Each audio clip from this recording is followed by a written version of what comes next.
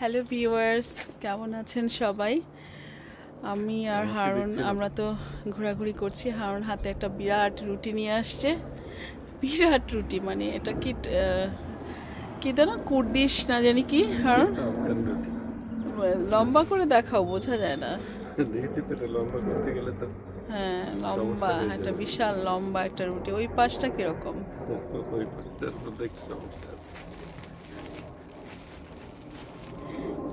তো আমরা আমাদের বাসায় ঢুকে যাব, আর প্রকৃতির অপার সৌন্দর্য আমি আমার বাসার আশেপাশে দেখি।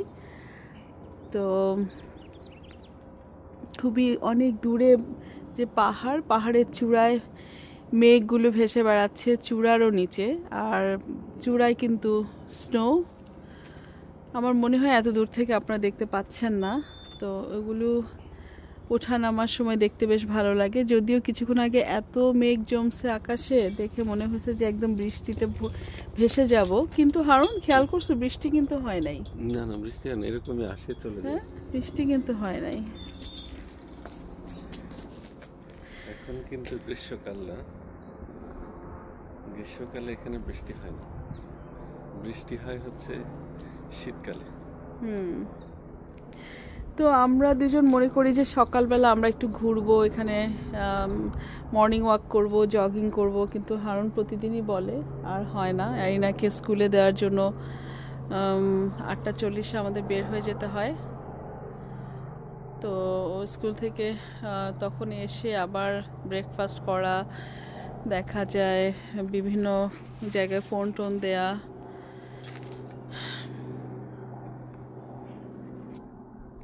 দুবাই থেকে আসছি প্রায় 2 সপ্তাহ হয়ে গেল। তবে আমার প্রথম একটু তো আনসেটেল লেগেছে যে আসলে দুবাইতে তো সারাক্ষণই খুব ঝকঝকা তকতকা, আর এখানেও অনেক পলিশ, মানে অনেক পশ।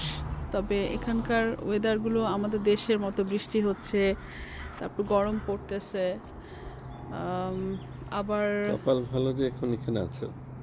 এখন দুবাইতে আসলে থাকার ছিলাম তো, আমি তো 11 বছর আমরা তো অন এন্ড অফ দুবাই ছিলাম। এখন 51 টেম্পারেচার, 51 ডিগ্রি ফারেনহাইট, না সেন্টিগ্রেড, না মনে হয় নাকি সেন্টিগ্রেড। 51 ডিগ্রি সেন্টিগ্রেড দুবাইয়ের টেম্পারেচার, মানে 40 থেকে 50-তে ভ্যারি করে। তো এর মধ্যেও কিন্তু মানে মানুষজন বাইরে চলাচল করে। তারপর বিকেলে তো একদমই নর্মাল চলাচল করে। এত টেম্পারেচারে রাতে গরম বাতাস থাকে, অনেক রাতে যে ঠান্ডা হয়। অবশ্য দুবাই যারা শেখ লোক বা ইউরোপিয়ান বা যারা দুবাইতে আসে, ওয়েস্টার্ন পিপল, তারা কিন্তু এই সময় আবার তাদের দেশে চলে যায়, কারণ এই সময়টা তারা এত হট থাকতে পারে না। তো বেশিরভাগই চলে যায় ভ্যাকেশনে, যেমন জুন, জুলাই, অগাস্ট, নাকি না জুলাই অগাস্ট, না 2 মাস ছুটি থাকে। 2 মাস সামার ভ্যাকেশন বাচ্চাদের, আবার সেপ্টেম্বর থেকে বাচ্চাদের স্কুল, কলেজ, ইউনিভার্সিটি সব খোলা হয়ে যায়। তো আমাদের এরিয়াটা মোটামুটি এরকম, অনেক উঁচু পাহাড়ের উপরে যে এরকম এরিয়া। আর এই যে পাহাড়ের নিচে নিচে বাড়ি, আমরা কিন্তু বেশ উঁচু একটা পাহাড়ের উপরে। এই বাড়িটাও কিন্তু বেশ নিচে, ওই বাড়ি আশেপাশে। এই বাড়িটা কয়েকদিন হলো, 1 বছরও হয়নি এই বাড়িটা হয়েছে, সামনের বাড়িটা। এখানে পাহাড়ের কান্না নেই। এটা আমাদের গাড়ি। আর হচ্ছে পাহাড় থেকে ঝর্ণা আসে না। এবার হারুন বেশ অনেকদিন দুবাইতে ছিল, 5 মাস পরে আসছি। ও যে একটা কাজ করে, সেই কাজটা এখনো শুরু করে নাই, এই আর কি। আমরা ঘোরাঘুরি করছি। আর সামার এখন সব জায়গায় অনেক সুন্দর, অনেক অনেক সুন্দর। রুটিটা নিয়ে হাঁটবা। আসলে আজকে আমরা একটা হালাল মার্কেটে গেছি, যেটা হচ্ছে ইরানি পার্সিয়ান দোকান। সেখান থেকে বিরাট বিরাট রুটি। তো সামিন এই বড় রুটিটা কিনেছে। দেখি না, একটু খেয়েছো, তাতে কি হয়েছে? যে রুটি, এই রুটিটা হচ্ছে সেসাম ব্রেড। আরে দুবাইতে তো এত বেকারি যে আমরা সব গরম গরম রুটিগুলোই খেতাম। এখানে হালাল দোকান খোঁজার জন্য আমাদেরকে সে আধা ঘন্টা ড্রাইভে যেতে হয়েছে দূরে। তারপরও মাশাআল্লাহ সামিন খুব মানে পছন্দ করে অনেকগুলা সে কি পমিগ্রেটের ইয়ে কিনছে না, মোলাসেস, মানে পমিগ্রেট দিয়ে গুড় বানাইছে, ওটা কিনছে। তারপর বাদাম কিনছে। তো আমার ছেলে খুশি হয়ে হয়ে কিনতেছিল, ভালো লাগছে আমাদের। আর এখন আমাদের এখানে প্রায় 6টা বেজে গেছে, তারপরেও মানে খুব বেশি নীরবই লাগছে আমার। আসলে দুবাই তো খুবই গমগমা, মানুষের কোনো অভাব নাই।